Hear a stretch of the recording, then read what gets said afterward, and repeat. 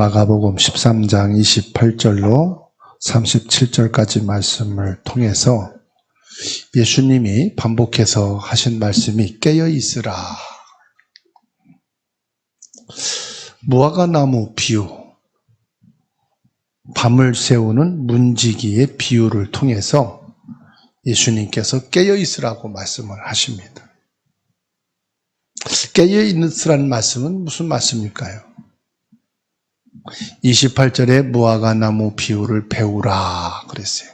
무화과나무를 통해서 깨어 있어야 될 것을 배우라는 말씀이죠. 뭘 배우란 말입니까? 그 가지가 연하여지고 잎사귀를 내면 여름이 가까운 줄 아나니, 그렇게 말씀하시죠. 이 팔레스타인 지역에서 무화과나무, 이스라엘 국가를 대표하는 나무이기도 합니다만은, 이 무화과는 1년에 빠르면 2번 열매를 맺는다고 그래요.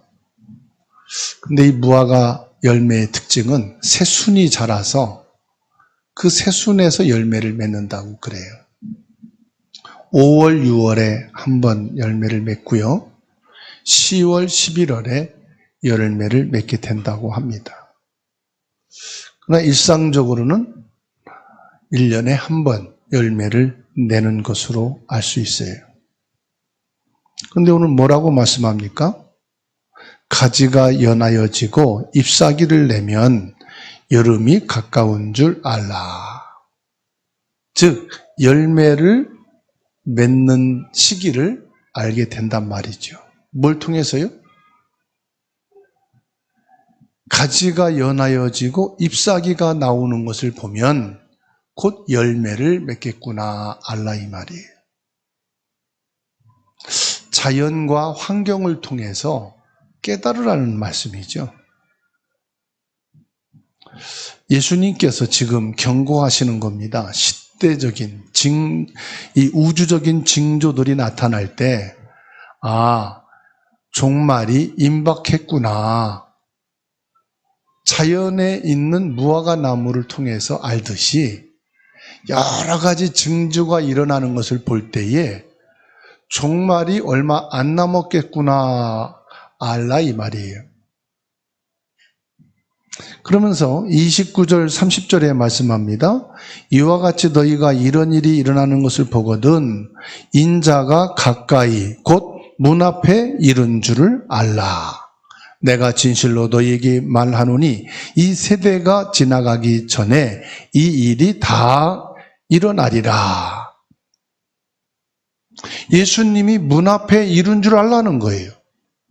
징조를 보고 두려워하지 말고, 주님이 재림하실 날이 곧이구나. 저는 역사를 이렇게 보면서 진짜 주님 오실 날이 멀지 않았나 보다, 이렇게 확인이 돼요.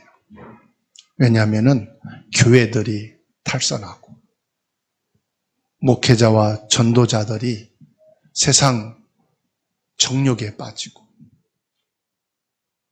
성도들이 육신과 세상에 자꾸 치우쳐 살면서 처처해서 기근으로, 이상기온으로, 비가 한 번 내리면은 120mm씩, 한국에 1년에 오는 비가 1200mm래요. 그럼 한 번 비 오는데 10분의 1이 그냥 폭우로 쏟아지니까 산사태고 나무고 돌이고 집들이고 다 쓰러져가. 저 유럽은 지금 더위로 막 난리가 났어. 선풍기, 에어컨 막 불이 나게 팔리는 중. 40도를 오르내리는, 몇천 명이 열대야로 죽어가는 현상들을 보고 있어요. 거기에다가 또요, 전쟁은 계속 더 일어납니다. 이런 징조들을 보고 우리가 두려워할 것이 아니라, 예수님이 말씀하신 말세의 현상들이구나. 그러면 이런 때를 살고 있는 저와 여러분들이 무엇을 해야 될까요? 오늘 예수님이 말씀합니다. 깨어있는 자가 되라. 그러면 깨어 있는 것은 뭘 말합니까? 예수님께서 선포하신 구약의 약속과 종말의 예언은 반드시 변함없이 반드시 성취된다고 31절에 말씀하고 있죠. 천지는 없어지겠으나 내 말은 없어지지 아니하리라. 성도가 마지막 때에 주의해야 할 부분이 뭐냐? 오직 예수님의 영원한 말씀만이 영원하다 이 말이에요. 물론 우리가 이 땅을 사는데 건강 챙겨야 돼요. 경제를 모아야 돼요. 또 열심히 살아야 돼요. 그래야 집도 장만하고 차도 또 낡으면 바꾸고 자녀들, 가족들이 애경사가 있을 때 또 필요로 하니까요. 그런데 뭐라고 말씀합니까? 그건 다 없어지는 거다. 다 없어지는 거. 남는 것은 하나밖에 없다. 영원하신 예수님의 말씀만 남는다고 그랬어요. 이사야 40장 8절에 말씀하고 있죠. 풀은 마르고 꽃은 시드나 우리 하나님의 말씀은 영원히 서리라 하라. 여러분 옆에 계시는 남편과 아내와 자녀와 부모를 한번 쳐다보세요. 이렇게 한번 보세요. 결혼할 때 20대 초반, 후반, 30대 초반 결혼할 때 얼굴입니까 지금? 완전히 할아버지, 할머니 얼굴이잖아요. 그 젊음과 아름다움과 건강이 지금 많이 안 보이잖아요. 연애할 때는, 결혼할 때는 얼굴도 보고 미모도 보고 키도 보고 보면 키 안 보고 결혼한 분도 있는 것 같아요. 또 얼굴 안 보고 결혼한 분도 있고. 뭐가 끌려서 여러분 결혼했습니까? 그러니까 어느 분이 그러더라고요. 나는 지금 다른 여자랑 살아. 결혼할 때 여자는 지금 없어. 그 드레스를 맞춰서 입기 위해서요. 다이어트 하고 날씬하게 예쁘게 연예인하고 결혼했는데 지금은 연예인이 없어졌어 그러더라고요. 영원한 게 이 땅에 없어요. 아름다움도 미모도 건강도 다 사라지는 겁니다. 영원한 것은 하나님의 말씀밖에 없다. 깨어있으란 말은 영원한 것 안에 있으라 이 말이에요. 있다가 낡고 늙고 아름다움이 다 없어질 그것이 우리 인생의 목적이 아니다. 우리 살아갈 것은 뭐냐? 영원한 말씀 안에 있는 것이다. 이게 깨어있는 거예요. 풀은 마르고 꽃은 시드나 건강도 성공도 재물도 아름다움도 젊음도 풀은 마르고 꽃은 시드나 하나님의 말씀만 영원히 서리라. 말씀 안에 믿음이 세워지는 저와 여러분 됩시다. 말씀 위에 서기를 예수님의 이름으로 축원합니다. 이 말씀의 결론은 뭐냐? 예수 그리스도예요. 말씀이 육신이 되어 오심에 말씀대로 처녀의 몸을 통해 이사야 7장 14절 성령으로 이 땅에 오셔서 마태복음 1장 21절에서 23절 우리 죄 문제를 해결하시고 영원히 우리와 함께 계시는 성삼위 하나님의 말씀이 나의 생명이요 능력이요 구원의 축복인 줄 믿으시기 바랍니다. 그래서요 저와 여러분들은 이 말씀을 내 인생의 빛이요 이 말씀을 내 인생의 길로 보시고 이 말씀 안에서 깨어있는 신앙이 되기를 바랍니다. 두 번째로 이 종말의 때가 언제 올 겁니까? 그 날과 그 시를 우리에게 알려주십시오. 이때 예수님이 말씀합니다. 오직 아버지만 아시는 그 날과 그 때니라. 예수님은 재림의 징조는 가르쳐 주셨지만은 구체적으로 날짜와 시간은 하나님만 아신다고 그랬어요. 예수님이 성삼위의 하나님의 아들로 이 땅에 오셨는데 왜 예수님이 모르시지? 예수님은 사람의 몸을 입고 완전한 인간으로 오셨기 때문에 그 시와 때는 하나님만 아신다고 말씀하시죠. 인간으로 오신 예수님께도 하나님은 비밀로 붙여주셨다 이 말이에요. 이건 무슨 말이냐? 저와 여러분들이 그 때와 시를 알 이유가 없다. 32절에 그러나 그 날과 그 때는 아무도 모르나니 하늘에 있는 천사들도 아들들도 모르고 아버지만 아시느니라. 누구만 안다고요? 하나님만 아는 거예요. 그래서 시한부 종말론을 주장하는 사람들이 날짜와 장소를 가르치고 몇 월 며칠 날 예수님이 여기에 오신다, 이 날짜에 오신다, 다미 선교회에서 그렇게 주장을 했지요. 그래서 이 사실을 믿는 사람들이요, 학교 다니는 학생들은 학교를 다 때려치우고 직장에 있는 직장 다 버리고 어떤 주부도 가정을 버리고 예수님이 며칠 날 어디에서 오시는데 뭔 필요하냐? 구원받아야지. 남편들도 직장도 버리고 막 적금도 깨고 다 필요 없다. 이제 예수님이 몇 월 며칠 날 오신다. 극단적인 시한부 주장하는 사람들이잖아요. 지금도요, 극단적인 종말을 주장하는 사람들이요, 막 헌금을 강조해서요. 자기들의 막 건물을 세우고 어떤 장소에 주님이 재림하신다 해가지고 거기에 모여들고요. 그 가정도 파괴되고 뭐 학교도 모든 사회가 혼란이 받죠. 그럴까봐 하나님이 날짜와 시간을 안 알려준 거예요. 왜요? 핑계대기 좋잖아요. 게으른 놈은 비 오면 놀기 한다고.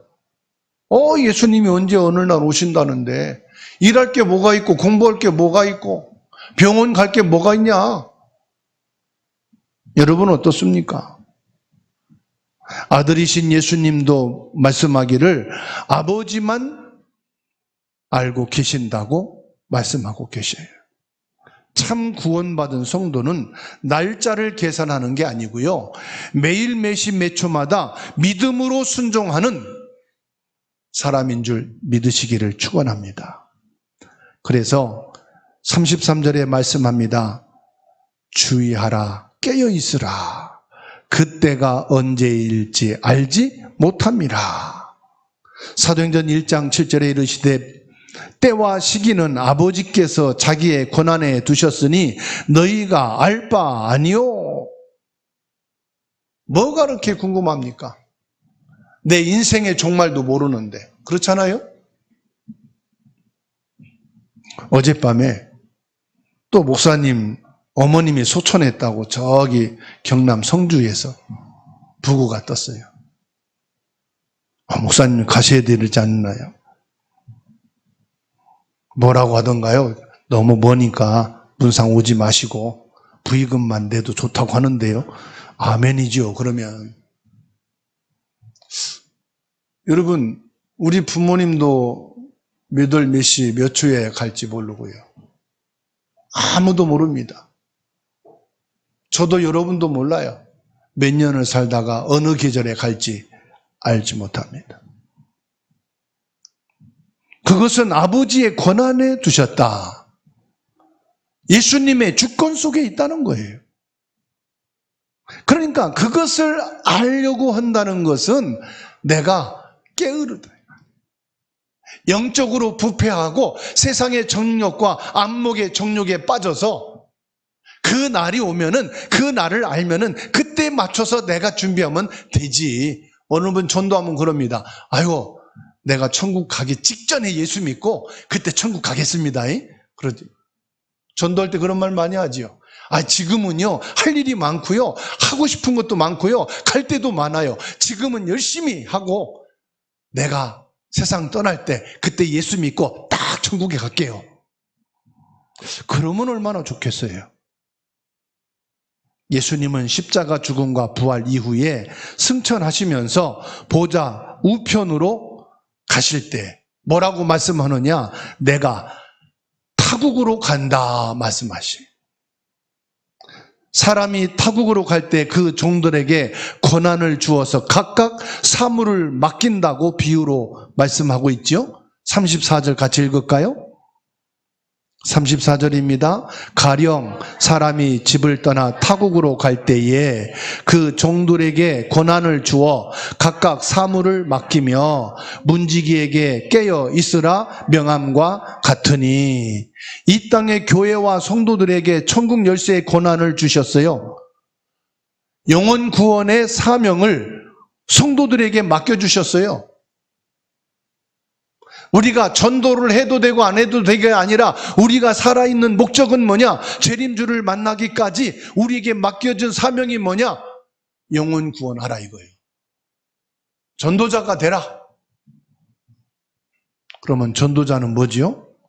전도지 들고 다니면서 예수 믿으라가 전도입니까? 아닙니다. 그거는 아주 기초예요. 실제 전도는 뭡니까? 깨어있는 거예요. 깨어있는단 말은 하나님이 내게 맡겨진 자녀를 잘 양육하는 것이 깨어있는 거고 전도예요. 내게 맡겨진 직장, 학업, 여기에서 최선을 다해서 그 안에서 저와 여러분들이 이 영혼 구원의 사명을 하는 것이 깨어있는 거고요. 사명을 다하는 거예요. 우리는 교회 일만 열심히 하면 하나님이 기뻐한다고 생각해요. 아닙니다. 여러분 건강도 잘 챙겨야 돼요. 그게 깨어있는 거예요. 자녀도 잘 살펴야 돼요. 학생은 공부에 열중해야 돼요. 직장인들은 그 일에 책임을 다해야 돼요. 경영인들은 그 사업을 잘 이루어 나가야 돼요. 그게 깨어있는 것이고 사명이에요. 요셉을 보십시오. 가정 총무로 있으면서 전도의 사명, 선교의 사명을 다했는데 전도 다니고 선교 다닌 게 아니에요. 자기에게 맡겨진 일에 최선을 다한 거예요. 뭐 하면서요? 기도하며 말씀 속에 있는 믿음을 가지고. 다니엘을 보십시오. 내가 있는 그 일을 통해서 하나님의 뜻을 위해 결단하고 기도했어요. 어느 분이 이번 주 전화가 왔어요. 목사님, 그렇게 말씀 받고 예배 생활 하다가 또 옛날 영적 문제에 도져가지고 세상으로 갔다고. 조금 믿음 있는 것처럼 보이더니 또 넘어졌다고. 이제는 힘이 빠지고 아무것도 할 마음이 없다고. 사람은 원래 부모로부터 내려오는 영적인 DNA가 있고요. 생활에 육신의 DNA가 있어요. 그건 사람의 힘으로 바꿀 수가 없어요. 또 오래 생활하면서 나쁜 습관들이 있고요. 이게 오래돼서 체질이 돼 있어요. 아무리 바꾸려고 결심하고 결단하고 말씀 붙잡고 믿음을 선포해도 또 돌아가요. 어떻게 해야 되겠습니까? 나 자신과 싸워야 돼. 그 문제를 해결하기 위해서 하나님 앞에 마음을 정하고 결단하고 뭐 해야 됩니까? 그 문제, 내 습관과 체질과 싸워서 나를 바꿔야 돼요. 그게 영적인 싸움이요. 그게 나와의 싸움이요. 40일을 금식을 하든 40일 결단해서 기도를 하든 아니면 내가 하나님 앞에 이러이러한 뜻을 정하고 다니엘처럼 하나님 앞에 기도를 하든 결단을 해야 돼. 그때 사역자가 기도해주고 말씀으로 도와줄 때 믿음이 딱 서러가는 것이고 해결이 안 돼도 그리스도를 체험하는 거예요. 아, 이 문제를 통해서 내가 기도했더니 이 문제를 가지고 내가 말씀 붙잡고 결단했더니 그리스도께서 내게 이런 응답과 이런 믿음을 주셨구나. 그 문제를 죽을 때까지 가지고 가지만은 이 사람은 그리스도를 체험한 믿음으로 살아가게 되는 것이죠. 그래서 저는 사람들이 영적 문제라고 핑계대는 것을 싫어합니다. 영적 문제가 아니라 네 습관이야. 영적 문제가 아니라 너의 체질이야. 영적 문제가 아니라 내 가정과 부모로부터 내려온 DNA야. 이거를 우리가 인간의 힘으로는 바꿀 수가 없어. 의료진으로 바꿀 수가 없어. 너 자신이 예수 그리스도의 이름으로 영원한 하나님의 말씀을 붙잡고 싸워야 돼. 싸우기 위해서는 뭐하냐? 결단을 해야 돼. 내가 이 문제 해결받기 위해서 예배를 성공하든지 기도 속에 들어가든지 알코올 중독으로요 인생이 완전히 피폐해지고 망했어요. 그래가지고 귀신까지 들렸어요. 가정은 완전히 풍지박산됐어요. 이분을 만나게 됐습니다. 그래서 그랬습니다. 당신 살려면 서울에 있는 집 정리하고 교회 가까이 와라. 그래서 뭐 하느냐? 하나님 앞에 결단해라. 말씀 속에 들어가겠다고. 내가 어떻게 말씀 속에 들어갈 거냐? 그건 당신이 한번 기도해봐라. 예배를 승리하든지 새벽 예배를 드리든지 정시 기도를 하든지 하나님 앞에 결단하고 당신이 싸워야 된다. 어떻게 됐을까요? 2년, 3년 만에 깨끗하게 치유됐어요. 가정도 회복이 됐어요. 믿음 위에 세워졌어요. 그래서 권사까지 됐어요. 지금이 남았느냐 갔느냐 그건 상관없어요. 하나님 앞에 믿음을 결단하고 하나님의 말씀을 붙잡고 그 문제와 싸울 때 성령께서 역사하시더라 이 말이에요. 예수 그리스도께서 힘을 주시더라 이 말이에요. 그리스도를 체험하고 그리스도를 응답받는 증인이 되는 것입니다. 그렇습니다. 예수님께서 저와 여러분들에게 천국에 들어가시면서 우리에게 사명을 주셨어요. 34절 같이 읽습니다. 시작. 가령 사람이 집을 떠나 타국으로 갈 때에 그 종들에게 권한을 주어 각각 사물을 맡기며 문지기에게 깨어있으라 명함과 같으니라. 그 종들에게 권한을 주었다. 달란트, 기능을 주었다 이 말이에요. 여러분들에게는 자녀를 양육할 수 있는 권한을 주셨어요. 여러분들이 학업을 하고 직장생활, 경제생활, 신앙생활을 해야 될 권한을 주셨어요. 권한을. 그게 34절 말씀이에요. 그러면서 뭡니까? 깨어있으라고 말씀하십니다. 권한을 주셨단 말은 네 사명을 다하고 있으라 이 말이에요. 믿음을 핑계대고 신앙생활을 핑계대지 말고 너에게 주어진 그 권한, 그 문지기의 사명을 감당해라. 핑계대지 말아라. 예수님 핑계대지 말고 전도 핑계대지 말고 신앙 핑계대지 말고 너에게 주어진 그 권한의 사물을 감당해라. 우리는 방종하는 자가 아닙니다. 저와 여러분 각자에게 주신 사명의 자리에서 충성하는 천국의 청지기인 줄로 믿으시기 바랍니다. 오늘 말씀에 문지기라고 했습니다. 문지기. 내가 문 앞에 곧 다가왔다. 그때에 너희는 뭐하는 자가 되라? 네에게 주어진 그 사물을 감당하고 깨어있는 자, 감당하는 자가 되라. 그렇습니다. 제가 목사로 해야 될 게 뭡니까? 건강을 잘 관리하는 건가요? 맞죠. 제가 성도를 잘 돌보고 교회를 잘 돌보는 것이 사명인가요? 맞죠. 그런데 더 중요한 사명이 있어요. 그게 뭡니까? 목사로서 예배 속에 있으라 이 말이에요. 목사가 예배 인도 안 하면은 목사가 아니잖아요. 그렇잖아요. 왜 건강해야 됩니까? 예배 인도하기, 예배 속에 있기 위해서. 왜 기도해야 됩니까? 예배 속에 있기 위해서. 그래서 고린도전서 4장 2절에 말씀하고 있어요. 맡은 자들에게 구할 것은 충성이니라. 주님, 내가 자녀 교육에 깨어있는 자가 되게 하옵소서. 학업에 깨어있는 자가 되게 하옵소서. 직장에 깨어있는 자가 되게 하시고 산업에 깨어있는 자가 되게 하시고 신앙과 믿음 생활이 깨어있는 자가 되게 하옵소서.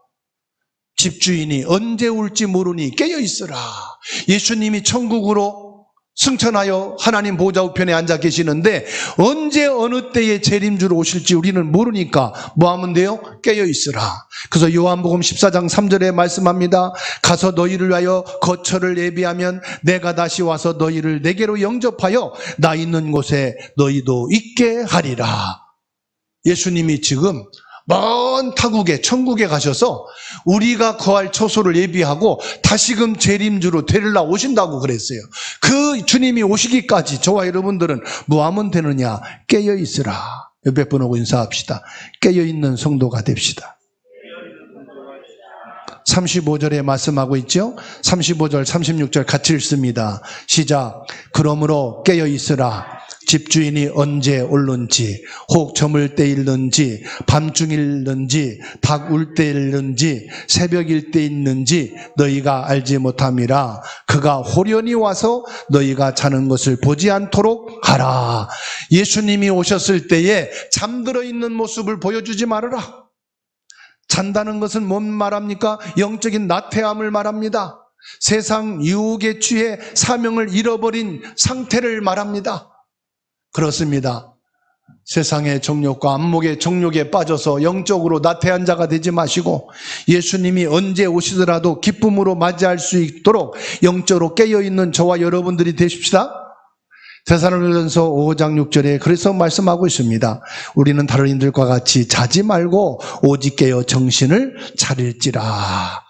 옆에 사람이 잔다고 같이 자지 말고 자는 사람 깨우라 이 말이요. 자지 마, 깨어 있어. 아이고 이 사람 자니까 나도 졸리네. 같이 자면 어떻게 돼요? 같이 잠들고 있으면 주님을 맞이할 수가 없다 이 말이죠. 결론입니다. 모든 성도는 깨어 있으라는 것입니다. 아버지만 아시는 그 시간, 바로 예수 그리스도를 믿고 제자가 된 성도들, 저와 여러분들에게 첫 번째로 깨어있으라고 했다면은 두 번째 37절에 깨어있으라 내가 너희에게 하는 이 모든 말은 모든 사람에게 하는 말이니라 하시니라. 모든 성도와 모든 사람들을 가리켜 깨어있는 자가 되라. 예수를 믿고 당신도 구원받는 자가 되라. 처음에는 구원받은 저와 여러분들에게 깨어있으라 청지기에게 말씀하신 것이고, 두 번째는 모든 사람들을 가리켜 깨어있으라고 말씀하신 것입니다. 그래서 정말로는 두려움이 아닙니다. 우리 삶 속에서 예배와 전도에 대한 결단이고 세상과 육신의 잠에서 깨어나 복음의 삶을 살라는 말씀입니다. 주인 되신 예수님께서 저희들에게 문지기로 세우시고 문을 지키라고 하신 것처럼 저와 여러분들이 이 세상에서 진리의 말씀을 밝히고 이 말씀을 통해 죽어가는 자를 살리며 가정과 가문과 교회와 이 지역의 복음의 말씀으로 비추는 저와 여러분이 깨어있는 것입니다. 깨어있읍시다. 목사인 저도 깨어있겠습니다. 여러분도 깨어있으시기 바랍니다.